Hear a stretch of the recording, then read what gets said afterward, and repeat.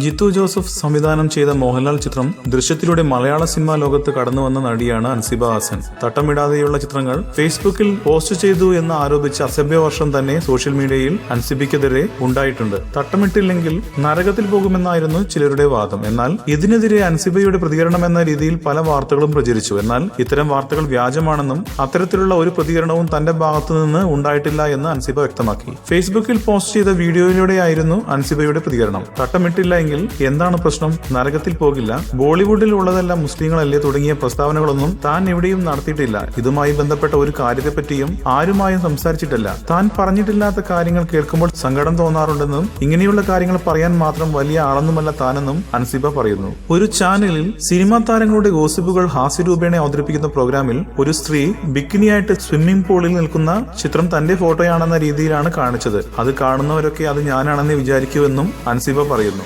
ഇങ്ങനെയൊക്കെയാണെങ്കിലും എന്തിനാണ് തന്നോട് ഇത്ര ക്രൂരത എന്നാണ് താരം ചോദിക്കുന്നത്.